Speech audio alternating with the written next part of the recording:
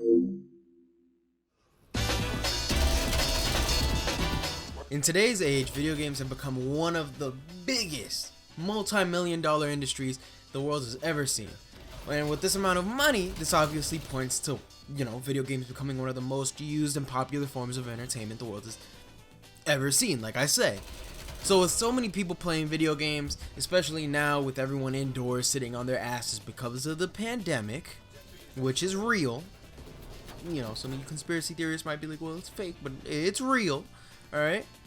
Something that a lot of parents are probably worried about is their disappointment of a child spending all day in front of a screen playing video games and saying it's unhealthy, even though they do the exact same shit with TV shows and a miserable 9-to-5 that they absolutely fucking hate. So I'm here to tell you the positive sides of gaming. I hate the word gaming and gamer. I fucking hate those words. But you get what I'm trying to say. I'm here to show you the positive sides of playing video games, right? Positives that shit like TV, movies, whatever the fuck they do, video games probably has a positive over that. Now, of course, we all know it's not healthy to sit your fat ass on a chair to play video games for 8 hours a day, every day. Although I do that constantly.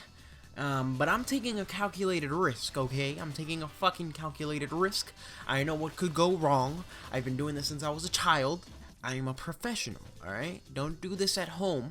Let the professionals do this. Okay? Okay. Good thing we have an understanding. Good. We obviously constantly hear our parents, teachers, and 40 to 50-year-olds that have never played anything past the Atari 2600 or Super Nintendo on the news telling us that video games are bad for your health, where they rot your brain, they ruin your eyes, gaming can lead to gaming addiction, which, side note, if you really think about it, most addictions like alcoholism or drugs are done because they're a form of escapism, and obviously they make you feel somewhat good, but compared to every other addiction or form of escapism, video games is probably the safest one and could lead to the most amount of benefits, while other forms of escapism like drugs, meth, cocaine, heroin, smoking cigarettes, can lead to fucking years of repercussions. Or how about alcoholism? Your dad returns home drunk, starts beating the wife, starts beating you. That's enough said. You may be asking, well, Kai, what are the positives then? Cause gaming seems like a big waste of time, energy, and will turn me into Jenkins the Griefer.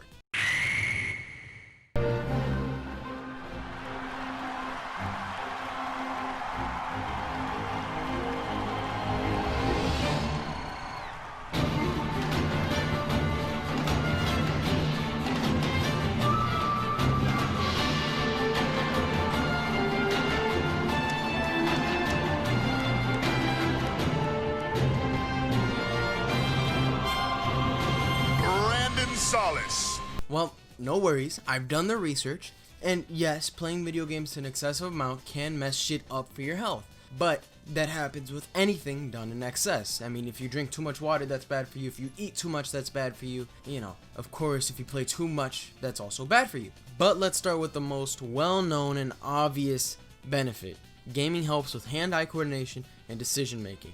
A study from the University of Toronto found that people that play action games like Call of Duty, Rainbow Six, Assassin's Creed, and pretty much every other action game out there perform better in sensory motor tasks and hand-eye coordination. Who's afraid of the big black?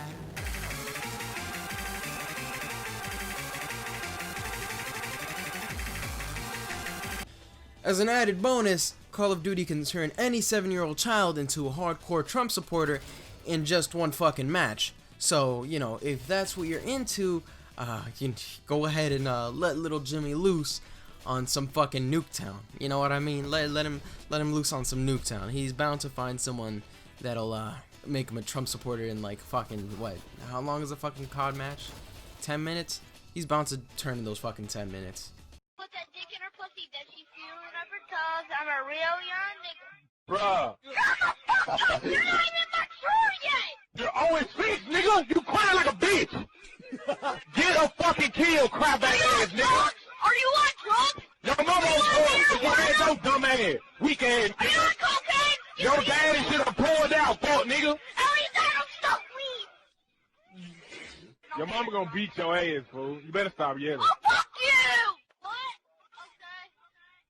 Okay. Yeah, shut your bitch ass up before you beat your ass.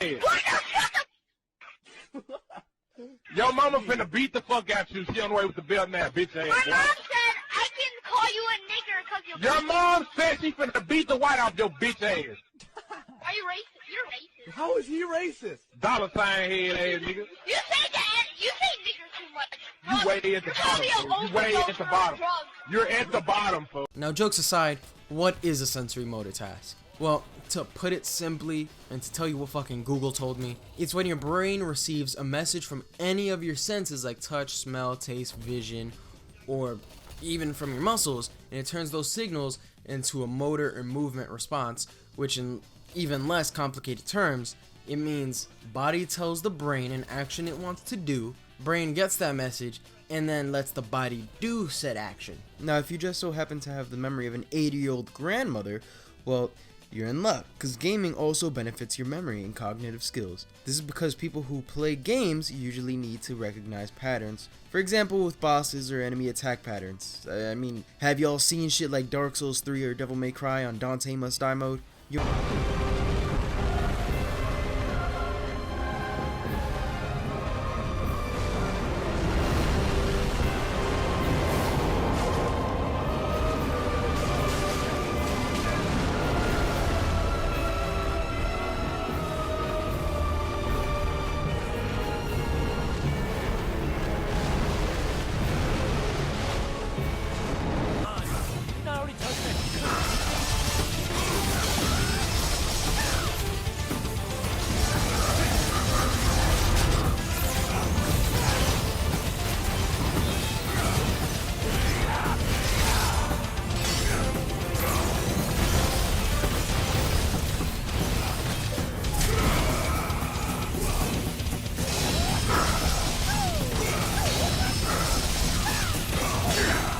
You ain't getting anywhere if you don't memorize these fucking patterns, alright? Another example is with multiplayer games where players need to remember objectives, characters, abilities, items, stats, strategies, choke points, rotations, gun recoil patterns, and a fuck ton more.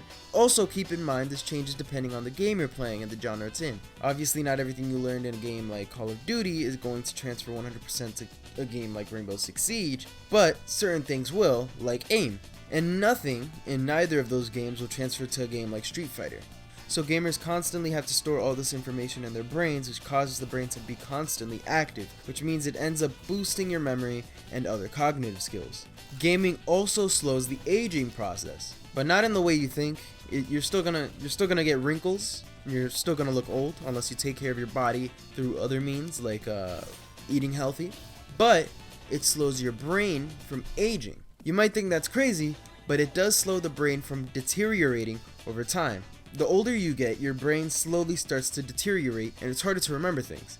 But video games help slow that process, and in fact the University of California designed a game specifically for old people called Neuroracer. The game requires players to drive a car while doing other tasks. After 12 hours of play, the players were able to improve their performance and were able to beat 20-year-olds at the game. So although the stereotype is that video games rot our brains, it's actually the opposite in most cases, and they tend to only work our brains out and improve them. Kind of like going to the gym. Instead of, working out your body, you're working out your brain, and instead of using weights and actually going to a gym, you're using video games. Another benefit that the media doesn't really like to talk about, and that many older people don't know about, is that people who play video games a lot tend to be really social. Now, keep in mind that there are a lot of introverted people who play video games, obviously, because you can stay to yourself. And so, obviously, the stereotype of gamers being lonely is kinda true, because there are a lot of introverts who like playing video games.